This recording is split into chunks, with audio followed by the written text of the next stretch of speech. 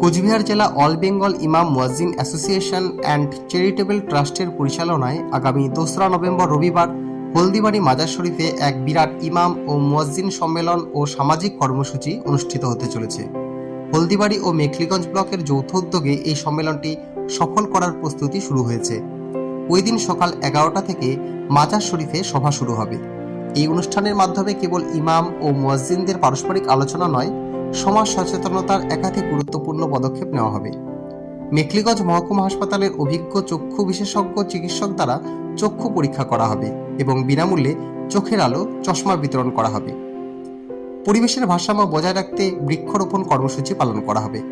গুরুত্বপূর্ণ সামাজিক ব্যাধি যেমন বাল্যবিবাহ রোধ এবং বিদ্যালয় ছুট অর্থাৎ ড্রপ আউট রোধে সচেতনতামূলক আলোচনা করা হবে।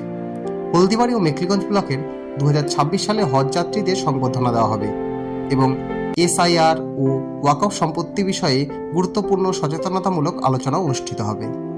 আমাদের কোচবিহার জেলা অল বেঙ্গল ইমাম মুয়াজ্জিন চ্যারিটেবল ট্রাস্ট এর পরিচালনায় হলদিবাড়ি ও মেখলিগঞ্জ ব্লকের যৌথ উদ্যোগে ইমাম ও মুয়াজ্জিন সম্মেলন ও বিভিন্ন সামাজিক কর্মসূচি আগামী 2রা নভেম্বর 2025 রবিবার সকাল 11টা থেকে আমাদের কর্মসূচির মধ্যে রয়েছে যে মেখলিগঞ্জ হাসপাতালের চক্ষু বিশেষজ্ঞ ডাক্তার দ্বারা চক্ষু পরীক্ষা শিবির এবং বিনামূল্যে চোখের আলো চশমা বিতরণ, পরিবেশের ভারসাম্য রক্ষায় বৃক্ষরোপণ কর্মসূচি, বাল্যবিবাহ রোধ। 2026 সালে হলদিবাড়ি ও মেখলিগঞ্জ ব্লকে যারা হজ যাত্রী তাদের বিশেষ সংবর্ধনা প্রদান, স্কুল ছুট এবং শিক্ষা সচেতনতা, ওয়াকফ সম্পত্তি বিষয়ক সচেতনতা ইত্যাদি বিষয়ে আমাদের বিভিন্ন কর্মসূচি আছে।